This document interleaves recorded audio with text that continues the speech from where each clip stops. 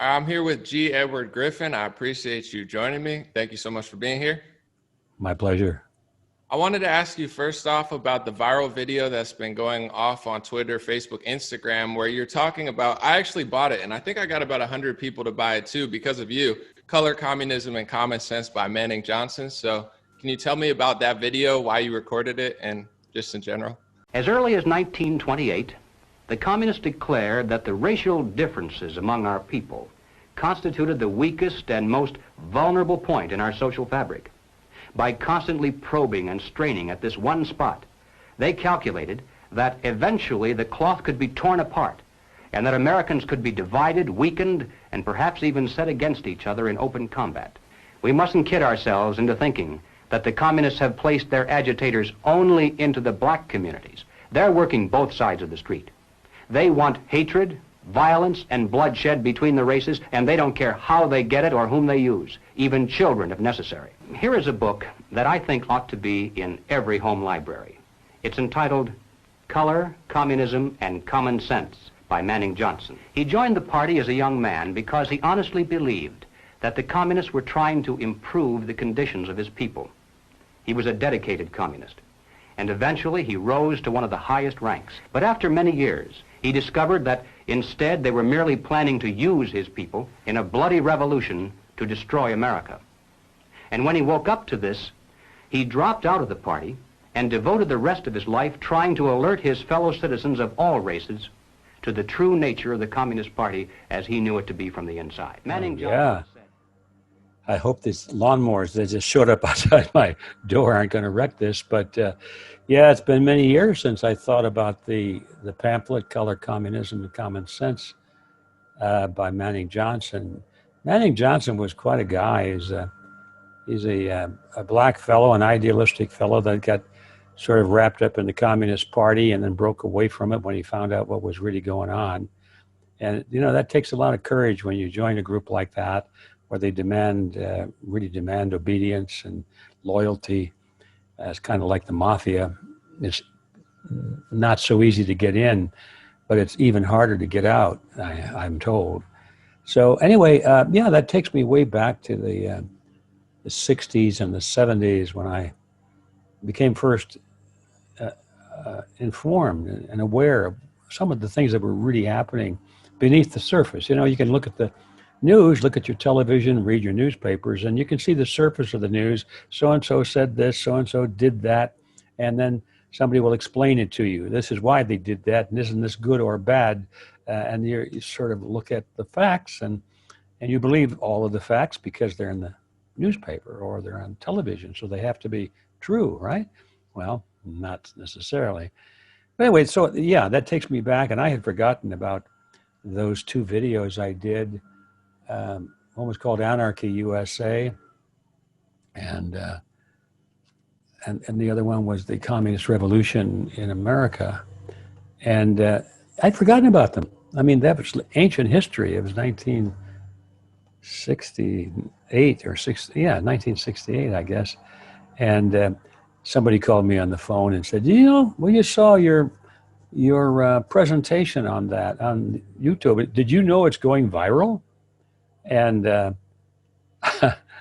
actually said, well, what presentation is that? And when they described it to me, I thought, oh my gosh, that old thing. Well, I was glad to see that somebody had bought an old VHS copy of it, apparently back in the day. And they had transferred it to digital and put it on YouTube. And there it was.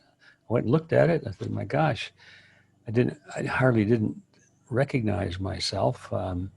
I was very young, of course. I'm sitting there in my living room in this house and had my suit on, a little narrow tie and some sideburns like I had to have in those days. I was, you know, very serious about my topic. I had done a lot of research on it.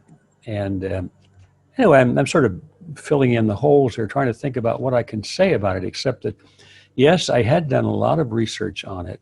And I was in the process in those days of learning everything. And so everything was new, everything was dramatic, everything was important.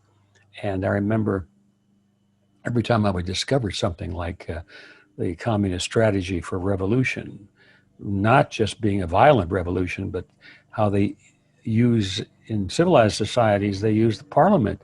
They use violence to frighten people into accepting laws that bring communism to being through legal processes. And the whole purpose of the violence was not to destroy the government by violence, but simply to scare the people and the politicians into voting themselves into communism. I thought, well, I never heard that before. And here I am reading these communist manuals and listening to their speeches and reading their books. And then Manning Johnson's book came along and I read that. So I guess what I'm just trying to tell you is that I'm delighted that all of that sequence that led to my early awakening back in the day is all of a sudden the wave has come back and it's crashing on the beach again. And I was even surprised myself at how timely everything is. I mean, everything that I had said in those old presentations is still true, except you might say it's on steroids today. So I don't know what more I can say, except that I'm delighted to see so many people taking an interest in something that I thought was dead and buried and nobody cared about, and darn, how am I going to awaken my fellow human beings up to the reality? And now I'm delighted to see that this is happening through the miracle of the internet. It's wild how quickly things can catch back on. And I know I saw it. I ended up buying the book and I did a video on it, got a few million views on my video covering it. I've gotten dozens of messages saying, you know, I bought that book because it's truly fantastic and it's really mirroring what's going on today. So that's amazing that something that's that old came back and is just so powerful, perhaps more powerful than it even was at the time that you recorded it. Second thing I want to ask is, do you see a resemblance to today? Because one, when I saw your video, the reason I think it's going viral is because it's eerily similar to everything we're seeing play out in America in 2020. And then you read this book and you're like, wow, this is really exactly what the leftists do on all levels of society, it seems like. Yeah, well, that's it's not a surprise when you understand that there's a playbook. And the playbook was written by Karl Marx and Vladimir Ilyich Lenin, and then some of the followers that came along afterwards and tweaked it a little bit. But the underlying philosophy and the strategies have never changed, and they cannot change, actually, because the ideology of Marxism-Leninism, they always put the two words together when they're describing this. And the reason they do that, I discovered, back up just a second. In those days, I had spent quite a bit of time hanging out down at the Communist Bookstore down in Los Angeles, and I bought all their literature and I read it. So I really got to understand some of these more esoteric things, like why do they call it Marxism-Leninism? Well, why don't they just say communism or Marxism and so forth? Well, I found out because they're talking about a particular status of enlightenment of their followers, which includes the economic and social theories of Karl Marx, as elucidated in the Communist Manifesto, or Das Kapital, and then they add to that the voluminous writings and strategies of Lenin. So what's the difference? Well, the difference is very profound. The difference is that Lenin really actually had a lot of hidden contempt for Marxism, to tell you the truth. He had to go along with it because that was the bedrock of the movement. But Marxism was Lenin was impatient with the standard Marxist, you know, the college professor type Marxist, the socialist, preaching, you know, from each according to his ability, to each according to his need, and all of the slogans and things which sound so good. But when you figure out how they apply it, it's not so good.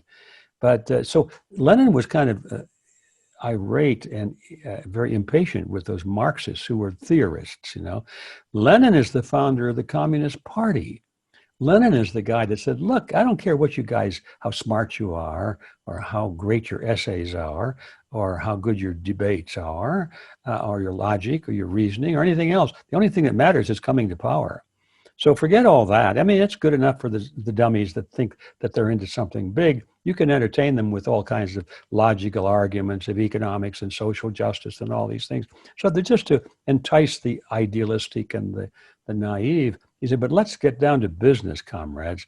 Our job is to come to power. And so we'll say whatever we have to say, but he's a very quotable guy. He said, remember, promises are like pie crusts made to be broken. And this is Leninism in its hardcore. I mean, you just say things to come to power, but what you do is totally different than what you say. So when people say that they're a Marxist-Leninist or that they're following the concepts of Marxism-Leninism, they're telling you something. And there's that you can't believe anything they say. They're telling you up front that they're insincere. They're telling you up front that they don't believe anything except to come to power and control your life and to be your master. And they if you read their stuff, you get this very clearly. But of course, people don't read their stuff. So having done all that, I was so imbued with it, it's still stuck inside my brain. Now you look at what's happening on the streets, and it's Marxism, Leninism. And in one country, they'll pit Catholics against Jews, or Christians against Muslims, or they'll pit the rich against the poor, and they talk about this. For a country that they want to take over, they carefully examine its social structure, its economic structure, and find out what are the weaknesses in it. What are the potential areas that if you kept hammering away at the cracks, could you split it? Could you get the people fighting each other, hating each other over something? Following the age-old rule of, divide and conquer. So the first thing they have to decide is, well, how are we going to divide people? On what grounds? And so now we get to these pamphlets that we're talking about. They determined long ago that division in the United States would be race. They said, that's the weak point in America. So let's forget all these other things. We use those in other countries. But in America, we're going to get whites and blacks killing each other. Now, once that happens, we can take over because they're so busy fighting each other and hating each other that they won't notice that we, by the way, have taken over. And then, of course, we put an end to it because we clamp it down with an iron fist. And we just use and they call them the useful idiots. They really refer to the people that go out and really get all riled up over the ideology of class warfare or religious warfare or race warfare. They call them useful idiots. And they know that when the time comes after the old system is destroyed, there'll be a consolidation period where they have to establish their own power now and make it as rigid, or if not more so, as the old one. And at that point, they know that a lot of the people that helped them come to power, when they see how it's really working out, they're going to be their enemies, because a lot of them are idealists. And when they find out it's not turning out the way they were told, it's turning out to be worse than the old order even, well, then they'll turn against the communists. And so they know that that's going to happen. And so then when they get to that consolidation period, well, they'll just take all these former useful idiots, as they call them, and they'll kill them. And they have to do that because they know otherwise they'll have to fight with them later on. Now, how do I know that? It's because they write about it. It's in their training manuals. And I've interviewed defectors, people from the KGB, for example, that talk about it. And they refer to the documents. And they refer to the historical evidence of it. It always happens. Every time communists come to power in a country, they go through these certain steps. They have to get rid of the police, for one thing. And we call it defunding the police. But in all other countries, they just say, get rid of the police. The police are part of the old capitalist imperialist powers, and we must get rid of them. They're cruel, they're unjust, they're terrible. They're instruments of tyranny. And of course, they kill all the policemen and all their families and everything. And in the process, then they replace them with all the criminals that have been released from the prisons, the worst dredges of society they can find. And it's the criminals that get through and shoot and kill all of the enemies of what they know will be enemies after they come to power. And so after the criminals and the maniacs do all that killing, and they think they're going to be in charge now, but then when they're done with their job, then they get killed. So, this is the way it works. And when I discovered that, I thought, wow, how come they don't teach this in school? And then I found out it's because the teachers in the school were the ones that were following the strategies. And that was a blow, let me tell you. You inspired me to start reading the communist stuff to see what they're saying in their own words instead of others. And it is insane. And what you're seeing in Portland, Seattle, these leftist Marxist mayors, they're getting run out of their own cities. So what you're saying, they have no loyalty. You already see it. Ted Wheeler in Portland is moving his apartment because he's getting attacked. You have Jenny Durkin in Seattle. Yeah. There's no loyalty. They're too idealistic, and the Yeah. people who are in charge are just lying. I know what you said as well as, they're purposely doing it. People need to read these scriptures because I consider myself an honest person. When I started learning this stuff, even through the Trump administration, seeing how the left operated, I started leaning towards the right, and people said, you're not in the middle anymore. I said, I go where the truth is. If the left is lying so much, and the lies just started getting crazier and crazier and crazier, and they kind of dropped their masquerade. And I'm just like, this is, I can't lie and say it's 50-50 right now. They're robbing people. They're letting high-level criminals out of jail. They're allowing the destruction of major cities. On that note, I know you talked about defectors. Your other viral video, you might be, even though you've had a fantastic career, right now you might be bigger than you've ever been, because this is, I think, the best video on the internet. Your interview with Yuri Bezmenov, which has just gone, I don't even know if you could calculate. I'm going to talk about, I know Call of Duty, I think, used it recently too, the big game. But can you tell me about that, why you sat down with him and how that came to be, and just a little bit about that? Because people love that interview. It's very interesting. Yeah, and the funny thing about that, or the unfunny thing about that, is that when I first recorded Yuri and recorded him on videotape, nobody was interested in it. And I thought, this is very disappointing. Because everybody was in those days, at the stage, oh, communism. Are you one of those guys that's concerned about communism? Come on, communism is gone. You know that. When the Berlin Wall is down or coming down, the communists are fools or foolish. Well, come on, you're one of those conspiracy theorists. So nobody was interested, But I had the recording, so I just stuck it away. And it wasn't until maybe 10, 15 years later, somebody asked me about it. I thought, oh, well, maybe somebody's interested. So I put it on tape, VHS tape, and I guess we sold a couple of thousand copies, which is nothing. And then it just lay there languishing all this time until about a year ago, all of a sudden it's going viral on the internet. I didn't know it. And now, as you say, it's becoming the theme of a major game. And Call of Duty, and I guess it reached 5 or 7 million people on the first day they released the promotion for it.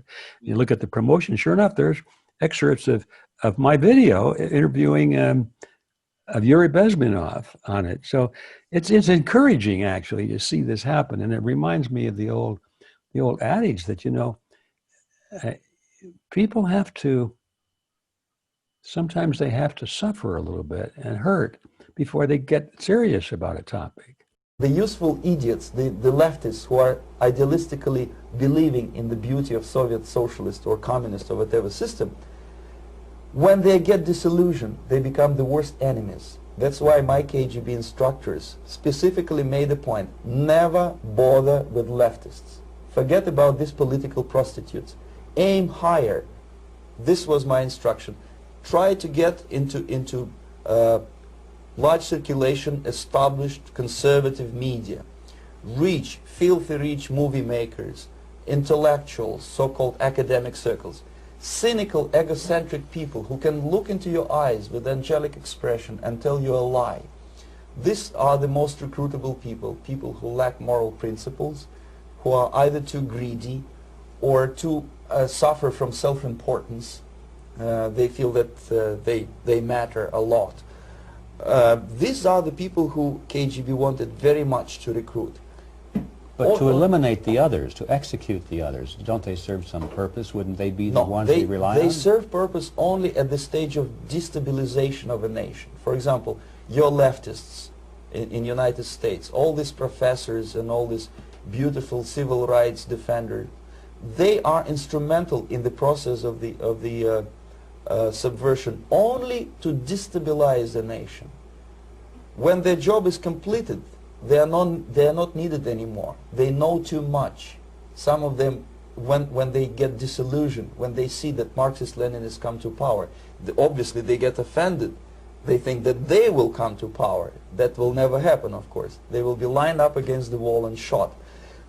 Reminds me of the joke about this city guy that visited a farmer friend, and they had the donkey out there, and the guy wanted to get the donkey to move into the barn, And so he picked up a big board and he just whacked the donkey, or I guess the mule. I've forgotten which it was. One of them is smart and one of them isn't. Let's just say the donkey.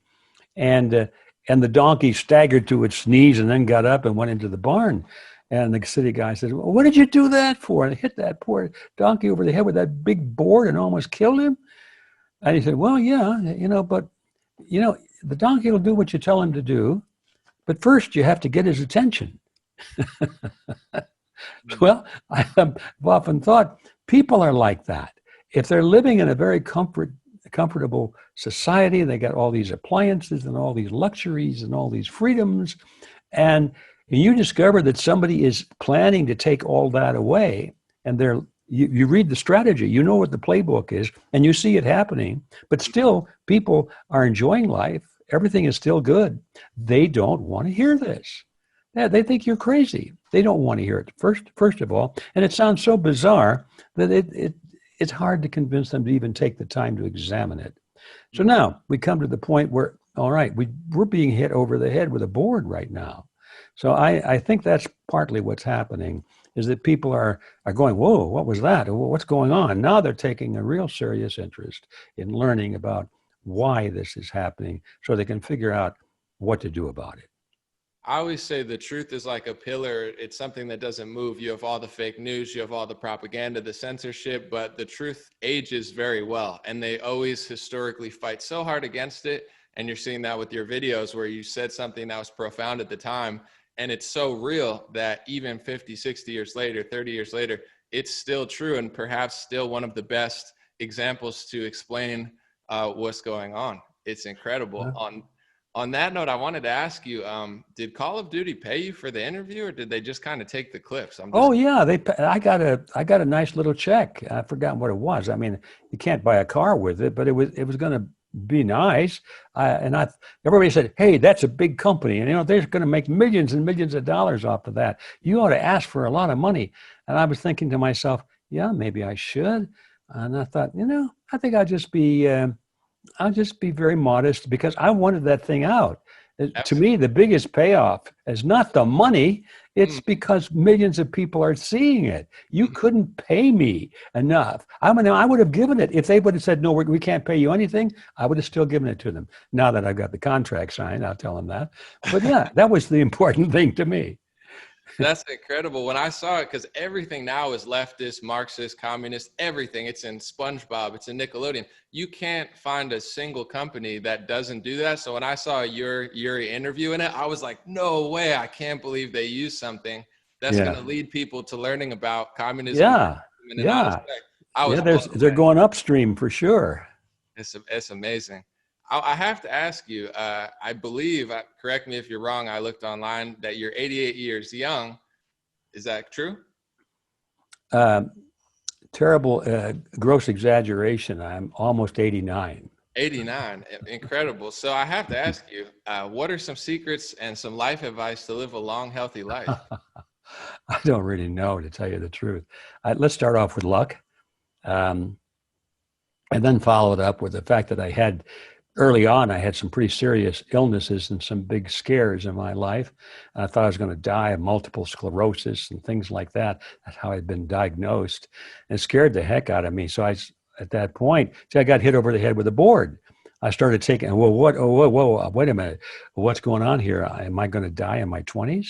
In my early 30s, So I started to read up on multiple sclerosis, and that led me to the role of trace minerals in the development of the neurological system. And that led me to the discovery of other nutritional factors that affect human health at a very profound level. And for the first time, I was becoming a serious student of nutrition rather than pharmaceutical drugs. So, the board hit me and lodged me in the right direction. And so ever since that point, I've been trying to be conscious of not destroying myself. The way I started off, I was smoking, not a cigarette, but I was smoking a pipe because I thought it looked dignified, I was smoking all the time, burned my tongue. I thought, that's not a good sign. My lips and my tongue were starting to get raw and sore. I said, I wonder if you could get cancer from that stuff, you know. And I was drinking a lot. I was drinking, and I wasn't getting sleep, and my diet was terrible. So all of that gradually got cleaned up fairly early in my life, and I still eat red meat, but not nearly as much as I used to. I try to avoid anything that's toxic. I don't take drugs. Every time I go to the dentist or the doctor or have any reason for someone to ask me what drugs or what meds I am on, I fill out the form and I say 0. And then they said, no, what drugs do you take? I said, no, I don't take any. They said, no, I mean the drugs you take. You know, they're normal drugs. I said, no, you're not listening. I don't take any. And they can't believe it. A guy like my age, I'm supposed to be taking 20 or 30 drugs, you know. Well, I got the picture a long time ago that health does not come out of a test tube. And so anyway, stuff like that. I'm onto a couple of nutritional things that are, I think, a little bit different. If anybody's interested, I'm not trying to sell any of this stuff, but some of the more unusual things I put to our website, which is realityzone.com. I have a proteolase activator. I've got an enzyme activator that, you know, well, I won't get into it, but you'll find it all on realityzone.com. A couple of things like that. But mostly I'd stay away from things that are toxic, and I try and eat whole foods and exercise almost every day. Nothing heroic, believe me, but enough to keep the bones and the muscles intact. I remember reading a long time ago that there's something called the piezoelectric effect, which I knew it's an electrical effect. It's that when you have two materials of different molecular structure adjacent to each other, and you bend them and you put pressure on them, it creates an electrical field between the two. That's the principle behind a thermostat. You turn the knob and you put tension on two pieces of metal, and it changes the electrical conductivity, and you've got a thermostat that can turn circuits on or off depending on the temperature, which causes these things to bend and expand and so forth. So I discovered that same thing happens in the human body, that when you put pressure on your bones, like if you're walking or running or lifting, stretching, you put pressure on the bones and the bones flex a little bit, it generates an electrical current. Not much, but enough. And it was interesting to see that little electrical current was what helps to stimulate the regeneration of bone with new calcium deposits, healthy deposits, and that kind of thing. So over the years, I've learned little things like that. I thought, well, that's the reason I'm supposed to exercise. Not because I want to be a bodybuilder, but because I want my bones to have calcium in them and that kind of thing. So it's a kind of a lifetime of discovery of little things like that. I think most people, if they'd read a couple of really good nutrition books, they would get all of it probably in a day or two. It took me, 30 or 40 years to discover it. But having said all that, I really don't have an answer. I think I'm lucky, and I'm very happy because of that. So I don't know how many more years I have, but I'm going full bore. I'm probably working harder now than I ever have. I'm sure I put in at least 12 hours a day on average. Wow. And enjoy it. And so what more can I say? Amazing. Well, I'm going to make you say more. I just have a quick question because I love coffee. So do you drink coffee? And then what trace minerals do you like? Well, I do drink a little bit of coffee. I had to give that up way back too, because I was drinking way too much of it. And the coffee was fine. It lifted me up, but then about an hour afterwards, it would drop me down really hard. And when I hit the ground, I found out that often my brain would go into a kind of a blank mode. I couldn't, who am I? What's my name? What am I supposed to be doing here? I would just get very blank. I said, this is not good for a guy that's supposed to be writing books and giving speeches. You get up in front of an audience and they say, well, Mr. Griffin, what do you think about this? And you go, oh, you play like you're Biden or something. And I go, huh? And you got 10 years on him, and he's losing it. So do you still drink coffee? A little bit. I drink what I like my mochas. That's a little bit of chocolate and a little bit of probably about a half a cup of coffee a day is about what I drink. And that doesn't bother me as far as I know. And the trace minerals, what are good trace minerals just off the top? Well, I don't really know which are the most important ones. I just try and find a full spectrum trace mineral. Okay. I don't know which ones do the job, but I'm convinced that it's those trace minerals, molybdenum and things you can't even pronounce, that you're not going to find in your normal bottle of multivitamins and minerals. And the normal bottle has a lot of good regular minerals, the calcium and the magnesium and the zinc, which is very, very important. But you get those trace minerals and you don't even know what they're for. And that's the trick, because I don't think science really knows what they're for. All I know is that years ago, I read a book, I think it was called Mental and Elemental Elements, so kind of a tongue tire. Mental and Elemental Elements, written by a psychiatrist.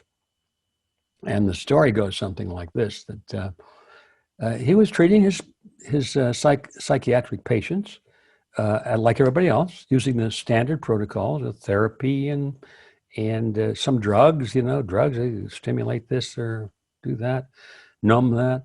And it wasn't getting very good results, but it was a practice. It was a living. That's how all the doctors made their living, is treating people, and not necessarily curing them, but treating them. And he said that he had to take a vacation, or wanted to take a vacation one summer. And so there was another psychiatrist down the hall in the medical building where he worked, who he had met and seemed like a nice chap. And so he asked him if he would take his patient load while he was on vacation, if they had any problems. And the guy said, sure, yeah, send them in. So the psychiatrist who wrote the book took his 2 or 3 week vacation. And when he came back and the patients started to return, they were all well. And he could, what happened to my patients? What did he do to them? He fixed them up. So he called the guy and said, what the heck are you doing? And he learned for the first time. This is an MD psychiatrist now writing this book, big fat book. And he said, this guy down the hall said, look, don't you know that most, if not all, of these mental disorders are not psychological in origin? They're mineral deficiencies of one kind or another. And the brain is so intricate and so specialized that it needs not much of some of these minerals, but it needs them a little bit in order to function properly as part of their building blocks. So once you get these trace minerals into them, they're going to be like normal people. So the guy that wrote the book said that was worth more than his whole medical education. And so he started to learn more about it, and he found the same thing. Well, I read this book, and I'm thinking, gee, I wonder if that's true. So from that point, I started to make sure that I was getting trace minerals, all of them, all that I could find. I don't know which ones are doing the job, if any of them. And I did know, by the way, along this path, that aluminum is not one of those things you want to be adding to your diet. So I realized that aluminum was the suspected culprit for Alzheimer's. And because you could find deposits of aluminum in the brains that have been autopsied by Alzheimer's patients, and you compare those of people of the same age who did not have Alzheimer's, and there was not as much aluminum, if any. So I got the clue on that one, and I gave up eating anything that had been cooked in an aluminum pan. For many decades, I haven't drunk anything that comes out of an aluminum can or food cooked in an aluminum pan. No source of aluminum. I threw out all the toothpaste that had aluminum and fluorides in it. And I got rid of all the underarm deodorants that are loaded with aluminum. You'd be surprised how many sources of aluminum there are in the things that we put on our bodies or take into our bodies. So there again, it's another example of just piece by piece, these things fall in front of me. And so as to the brain, I think that the trace minerals are very, very, very important. And of course, the absence of heavy metals like aluminum lodging in the synapses of the brain. Awesome. Well, we appreciate it. I definitely do, because I want to learn as I go on. And that's what I've done too, try to drop bad habits and pick up good ones. On that note, very briefly, I know you have a bunch of books and movies as well. If you want to run through a few of your favorite books and movies and just give a brief, description of them. I mean, you've done so many, but maybe just your top 5 or something. Oh golly, my top 5. I don't even know what they are. They're all my top favorite ones. Let me divert that question, if I may, to a project that I've really been involved in for the last year. Sure. Similar to that, and it's called Red Pill University. And my concept with that, when I started that, was that we would create an online free university, and I would pull together the best presentations, documentaries, or speeches, or lectures, or interviews that I could find anywhere in the world on various topics of real interest to the red pill mentality. We want to know what's really going on in the world, affecting our liberty and our health, our attitudes, all of those things. And so since I started to do that, I have been amazed at how many things have been sitting on the internet and I didn't even know it. It's excellent stuff. And I've been bringing them together in Red Pill University. I try and clean them up if they need digitizing and do anything I can do to improve them. Most of them don't need it. Sometimes I'll edit some stuff out that's just a waste of time.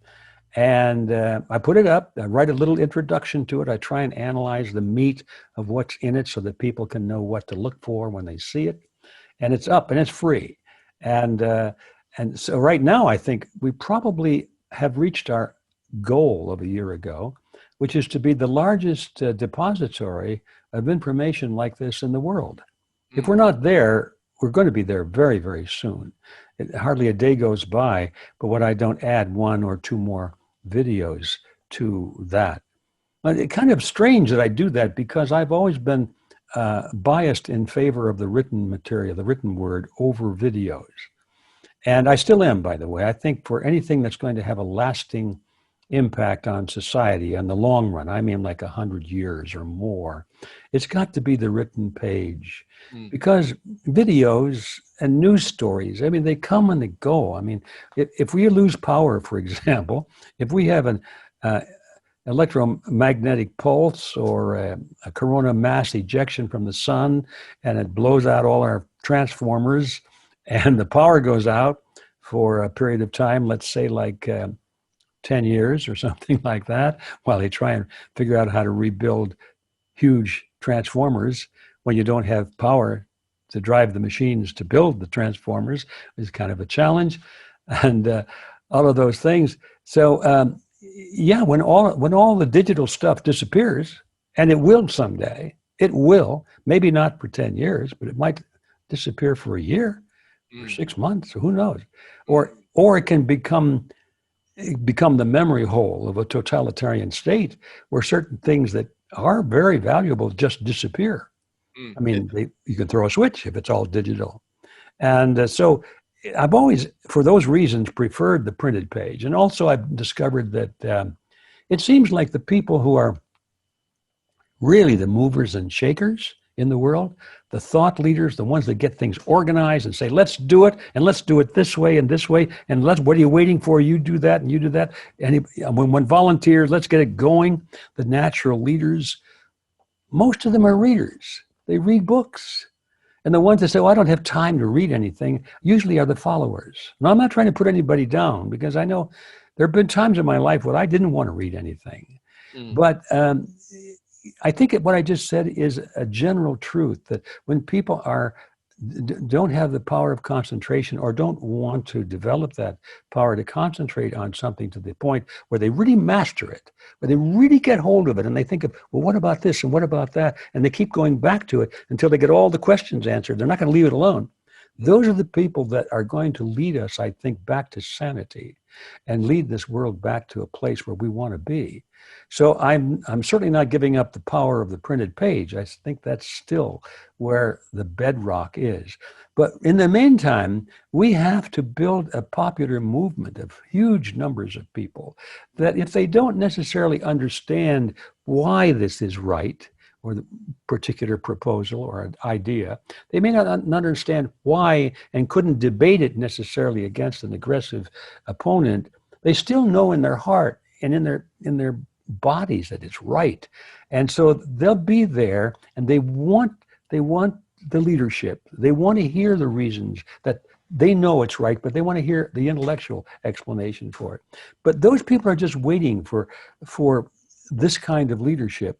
And the way to reach out to those numbers is video and news stories and speeches and the verbal and visual communications media. So we have I think the obligation to do both, to build a solid intellectual, ideological foundation for our movement. And this is going to be the world of the readers and the thinkers. And then some of those are going to be doers. And those are going to recruit a lot of others who are doers, and they will say, okay, what do you want me to do? I want to help. And you can build the structure in that fashion, but you've got to start with a foundation, a solid foundation of the question, why? If we don't know why we believe or want something, then we're going to be a pushover for some kind of a demagogue who will give us the wrong reasons, and we won't know that they're wrong. And we won't recognize that it's deception. So I don't know, I sidestepped your question because I didn't give you my 5 best ones. Let's see if I could do that. You're talking about documentaries and informational videos, I presume. Yeah, throw a few out there so people could check them out, because I saw you have a huge list of things that I have a huge list. I didn't even know you were a part of, and I've heard of them before, and I was like, oh wow, he's really. Well, let's just say for the general approach, go to redpilluniversity.org, and you're going to see a lot of almost everything I can think of I'm putting in there. Okay. And now we're not featuring books or anything, but those will be referenced. From the videos, you can say, well, if you want more, if you're a reader, here's where you can go and hear the books. Now, the books, you'll find those over at realityzone.com. And we sell those. That's a commercial enterprise. At Red Pill University, it's all free. So forth. That's a good place to begin. Now, let me give you an example. When I was raising my kids, when they were little torkers, I wanted them to know some fundamentals. And so I asked myself, well, what books do I want these kids to read? And I came up with a couple of them. And I really wasn't very nice about it, because I said, when you guys can answer questions about these books, I'll continue giving you your allowance. Well, they had some motivation a little bit to read the books. Otherwise, they wouldn't have done that, I'm afraid. So what books did I suggest or urge them to read? The first one was The Law by Frédéric Bastiat, or we would call it Bastiat. He was a French legislator and author. He wrote this thing, 130 years ago, at a time when the arguments for collectivism, which were many variants of collectivism, we typically call it socialism, communism, fascism, or Nazism, or something like that. But the real generic name for it is collectivism. The idea for collectivism was just becoming popular. It was shortly after the French Revolution. And France was one of the first countries to absorb it into their legislative bodies and the thinking of the people there. And here was Frédéric Bastiat standing like a very noble warrior against the mob. And he was just explaining to them as best he could why they were making mistakes in their reasoning. And he called it the law. And when I read that years and years ago, I was just bowled over it because I thought herein in this little speech, or actually it was a series of essays that he wrote. And it's not sure that he ever delivered it as a speech in the House of Parliament there in France, but I'd like to think that he did. And the reason I'm giving you this background is because I took that little booklet or the series of essays, and I read it, I recorded it, I put it on tape and ran it through a little echo chamber to make it sound like I was speaking before a large group of people. And so the imagery was that here was Frédéric Bastiat speaking before the French Parliament, talking to these idiot socialists, you see. So, but the booklet itself is where it came from, and it's called The Law. So that was the first one I gave to my kids to read and understand. And it's not difficult. There's some very, very basic concepts in there. Another one was The Mainspring of Human Progress by Henry Grady Weaver. Most people have never heard of that book. Again, it's a little thick book, but it's not difficult. He's the guy that wrote it. Weaver was an engineer. He was not a historian or a philosopher or anything like that. He was an engineer. He was a hobby historian and a darn good one.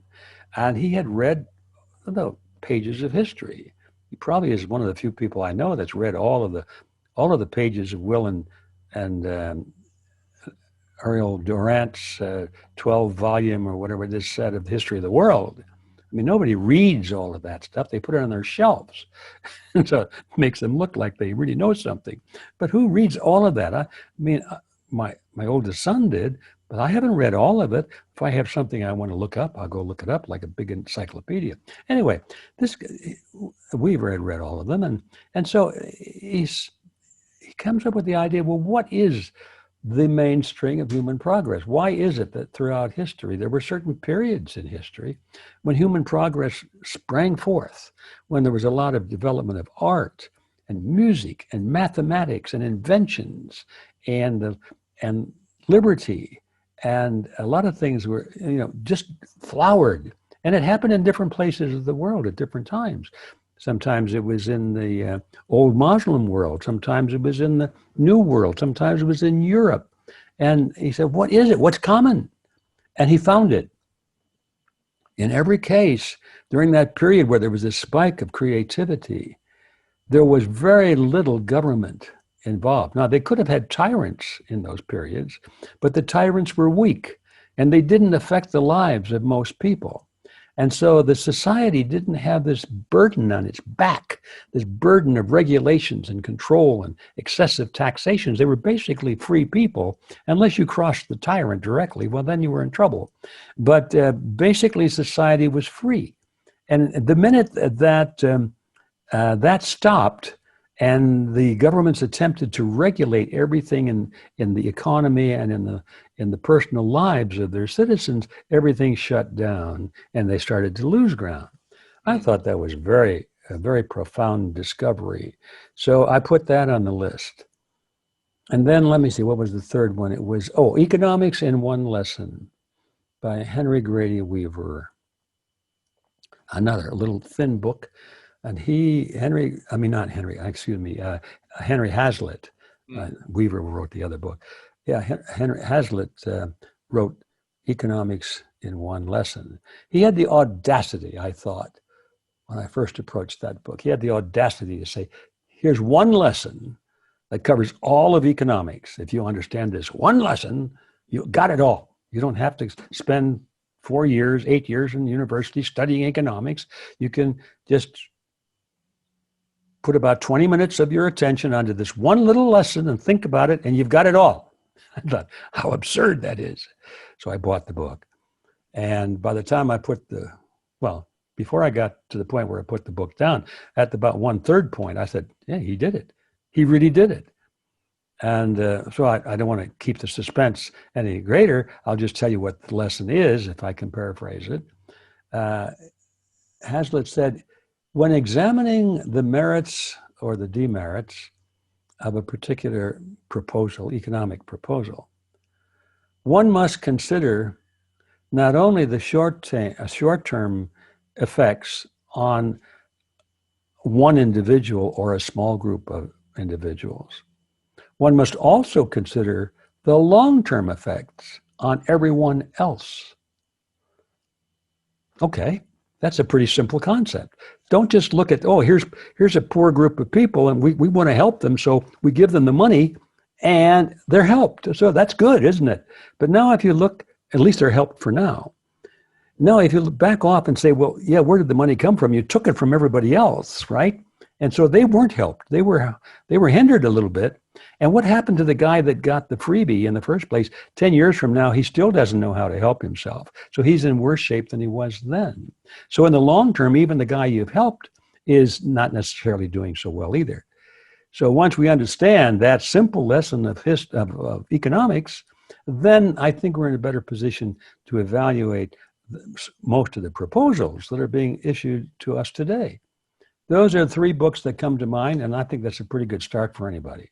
That's excellent. And I'm going to get all 3 of those. You really inspired me with the Color Communism, Common Sense. And now I'm getting to the core. It's like the news talks about what other people said. I'm trying to get to what they actually said in their own words. And that's how you could really get to it. On that note, you know, you seem educated to anybody with a brain that's watching this, but Wikipedia, if you search for your books or search for you, they call you your right-wing views, conspiracy theories regarding various, you know, like all sorts of kind of smear jabs. So what do you think about that and why they're doing that? Well, I know why they're doing it. They're doing it because they don't like what I say. I'm talking about them in most cases. I mean, they're those people. And first of all, what is Wikipedia? Wikipedia is like any other group or organization. It doesn't exist. Organizations don't exist. Corporations don't exist. Churches don't exist. Clubs don't exist. Political parties don't exist. Groups don't exist. Only people exist. So when you're talking about Wikipedia, you're talking about the people at Wikipedia. So who are these people? The editorial policy, of course, is greatly influenced by the people who own the shares of management at Wikipedia, but they have given a great deal of control to their editors who monitor all of this huge flood of data. And certain editors are at different levels of priority, and they have and different authorities and so forth. A lot of editors at the low level, you can go in and edit anything yourself, but you can immediately be overridden by an editor who has higher authority than you. I learned about all of this because I got a call one day. This was, I'm going to guess, about 6 or 7 years ago, from a lady. She said, "You don't know who I am, but I'm an editor at Wikipedia." I said, "Oh, really?" Because by this time I had already read what Wikipedia was saying about me. And the first sentence, as you know, is that G.Edward Griffin, well-known conspiracy theorist, da-da-da-da-da. So that's how it starts off. So right away, they put an idea in the eyes or the minds of the readers that I'm somebody you shouldn't listen to because I'm a conspiracy theorist. So that didn't happen by accident. Somebody put that in there. And she said, "You don't know me, but I'm an editor at Wikipedia. And you probably don't know that you are the center of a great deal of a firestorm going on between the editors at Wikipedia right now." I said, "I am? I didn't know that. What firestorm over me?" And she said, "Well, I and one other editor, when we saw what they were doing to your biography, which, by the way, I never did that. Other people would send things in for my biography, taken from things that was available elsewhere and things that I had written about. But I never submitted anything to Wikipedia. So actually, it was pretty objective, I thought, when I read it before Wikipedia started to alter it. And so anyway, this editor called me. She said, "We saw what they were doing to your write-up." And she said, "We thought it was fair because of what they were saying, but we decided to check it out for ourselves." And she said, "When we started reading your stuff, we found out that what they were saying about you was not accurate. It was not fair. It was obviously a smear job to convince people not to pay any attention to you." So we expressed our objection to it. And therein began the war, because a lot of the editors were then taking a look at my biography, and they had to choose up sides. And so there was these screaming debates going back and forth, and it really wasn't just about me. It was what I represented. And the thing that really stuck in their craw was that I had written a book called World Without Cancer, the story of vitamin B17. And in that book, I took a very negative view of the pharmaceutical industry as being a corrupted industry that was interested more in making money than it was in curing disease.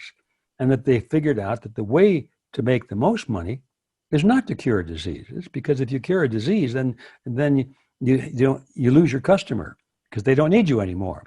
The way to make money in medicine is not to cure anything, but to prolong the illness and require continuous treatment for the entire lifespan of the patient, so that you would be a horrible mistake to cure the patient. You want to maintain the patient on the medications for the rest of their lives. And when I discovered that, and especially as it applied to the field of cancer, I wrote about it.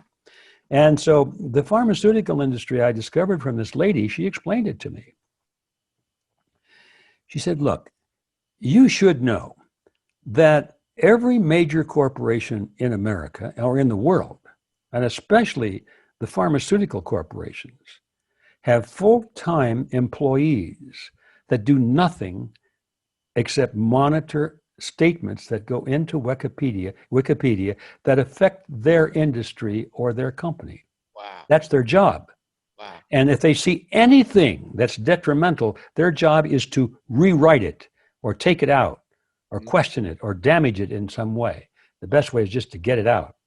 And she said, these are full-time people. They get paid to do this. This is not grassroots. This is not the people speaking. This is corporatism protecting the images and the profits margins of their industry. Wow. I said, aha, that's how it happens. Wow. I guess that's the short answer to your question. That's what happens. And it wasn't happening just to me, but you look at Wikipedia in the field of health, there are no doctors who advocate alternative health as opposed to drug-based health that have a favorable write-up on Wikipedia. They're all conspiracy theorists or quacks or charlatans or something like that, according to Wikipedia, and that's the reason. And Wikipedia definitely has a left-wing skew. You know, overall, anybody who rejects like left-wing authoritarianism, they make look bad.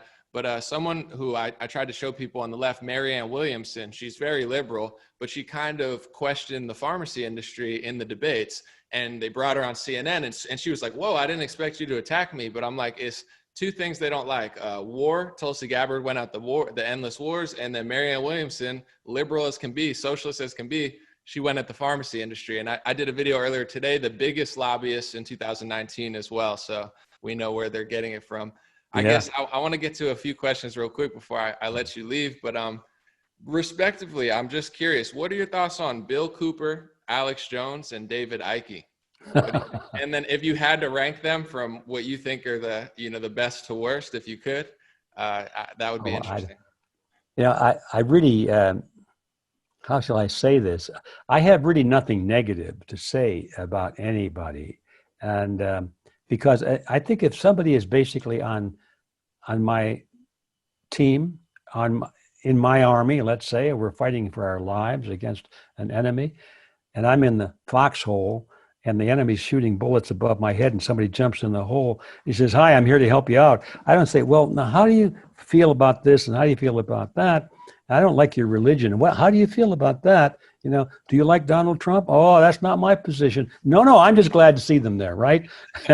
So I try my hardest not to, if I may have reservations about certain things that they think or do or say, I try and keep it to myself as long as I feel that they're basically on my side. So when you ask me how I feel about people, and having said that, doesn't mean I have negative things about any of these guys, but I can tell you that it's pretty easy to find fault with everybody. I look at some of the stuff I have written and said over the years, and I'm thinking, I don't think I believe that anymore. You know, it's we all make mistakes, and we all are at various stages of our enlightenment. So I'd like to give people as much leeway as possible. All of the names that you have mentioned are doing, I think, yeoman service to awaken people as to the basic truth of what's going on in the world. And on that basis, I would support them all. That's a great answer. I guess the last question that I have for you is, what's your message to the American people right now in 2020? And how do you see this all ending for America and humanity? Well, I see it ending depending on whether or not people follow my message. Let's switch those around. My message, if it's followed, will determine how it ends. If it's not followed, that will determine how it's all going to end. So it's not how I see it ending, because I can see it ending in one of two ways. We'll start with the really unhappy ending. If we do nothing to reverse the trend that's going on right now, we're through. And when I say we're through, what I mean is our liberties are gone, completely gone. We'll be like it'd be like living in the army. All of society will be militarized in the sense that you no longer have any private property. You do what you're told. You have rank depending upon your position in the system, and how you climb up the ladder of rank and benefits is determined by your obedience to higher authority, somewhat on your skills, but mostly obedience. And if you step out of line, you're punished severely. And very few people step out of line. And it's not the kind of a society that anybody wants to live under. Because it's just like it's a master-slave relationship. It's worse than the military. Because in the military, theoretically, you have a foreign enemy or some other enemy that's external to your group. But in the kind of a system I'm thinking about, there is no such external enemy. It's you. It's you and your family and your friends. You can't point outside. It's you. In other words, you are viewed as a traitor if you don't oblige to the dictates of your leaders. You are a traitor. And probably you would be shot or exterminated in some way. There was no need for money because you get your health care, you get your barracks, you get your living quarters, you get your food, you get everything, you get a haircut, you get everything you need, maybe a little extra spending money or coupons or social credit scores on your chip in your hand, so you could go down to the PX and maybe get a candy bar if you're a good boy and girl. But if you're not a good boy and a good girl and you're questioning authority, you may even have trouble paying your rent, or buying food in the grocery store, or buying a gallon of gas if you had a car or a motor scooter or something. It's that kind of a thing we're heading into, and this is not anything I'm making up. It shouldn't even sound bizarre to most people, because our enemies are talking about these things that I'm mentioning. They're talking about, this is going to be good, isn't it? This is the way we're going to make everybody happy. This is the way we're going to get rid of all dissidents in society, and everybody will be one big happy family. Nobody will be quarreling with one another. And what they don't say, of course, is that they will be underneath, but they won't dare let it out. They will pretend like they're all happy, because if they don't pretend, they're through. And so that's I could go on. There are even worse case scenarios than that, but that's where we're headed if we don't change anything. Now, my message is, back to that part, we better not let that happen. It's not, no, there's no choice. There's no option. We must not let that happen. And how do we not let it happen? Honest answer is, I don't know. It's far advanced, but I do know that what the first step is. No matter what the strategy is, I know what the first step is, that we've got to have a lot more people aware of the things that we're talking about. So even though they may not participate in bringing about change, they won't stand in the way. As Max Egan says it so well in one of his documentaries, he said, folks, he likes the word folks, if we don't change things, we're going to be swept along by the sleeping masses into slavery. And I thought, yeah, that's about it. It's the sleeping masses. It's those people walking up and down the streets now saying, put your mask on. You know, it's those people that really believe that what they're being told is true. They will look at you and me, who are trying to save their liberty and their freedom and their way of life. They will look at us as though we're criminals, that we're evil people. That happens in every communist regime that succeeds in coming to power. There are always the death squads, They're always the people's courts. The chanting mob is out there, kill him, that capitalist landowner there. He was the reason we were hungry. He's the reason we had revolution. That person had a lot of money over there. He was a rich son of a gun, and I didn't like him anyway. Kill him. And this is how it works. So we need large groups of people, even though they're not going to be in the vanguard of bringing about reform. We must not let them sweep us into slavery. So our first two goals are, one is to be absolutely firm on what we believe and what we want to build in the world, what kind of society we want and why. And that's why we have this thing called the Creed of Freedom in our movement. We have to be clear that we don't replace the present tyranny with one just as bad if we should win. That's the story of history. We don't want to do that. So after we've got that clear, now we need what we used to call project outreach. We've got to communicate the basic concept to large numbers of people who necessarily won't be in the vanguard, but they're waiting for us to tell them something that rings true to them. They're good people. They know it in their hearts that something is wrong.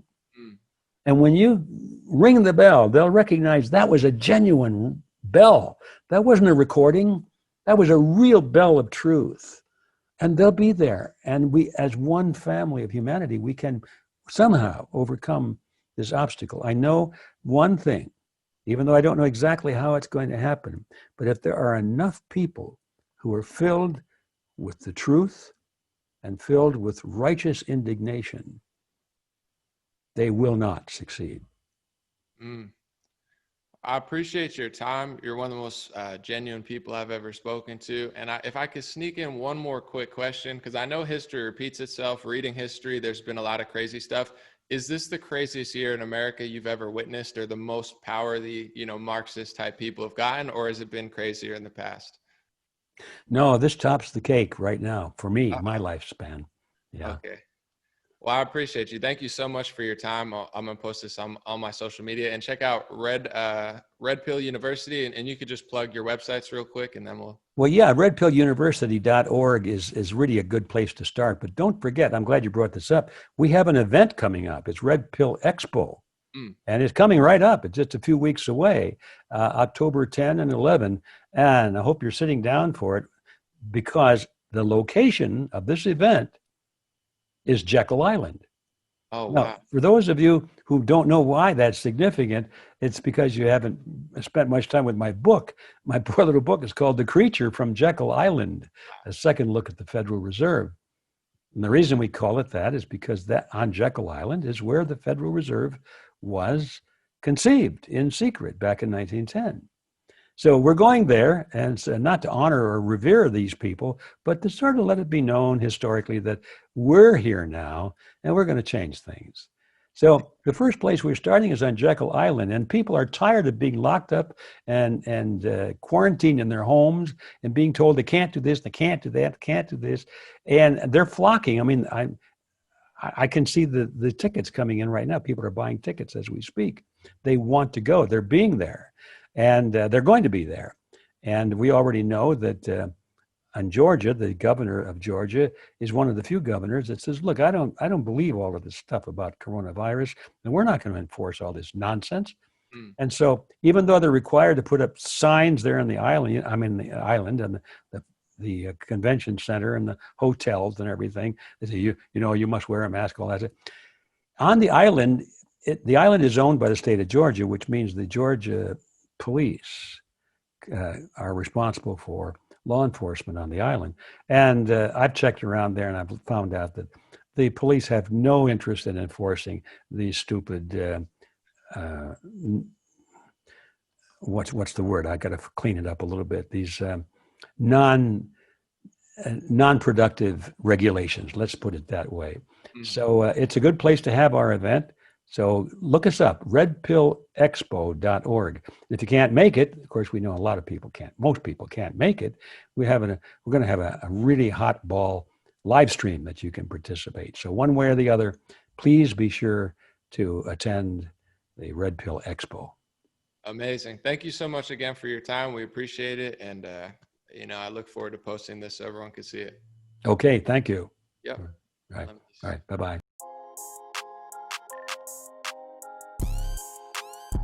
Pray to God, pray to God. Yeah.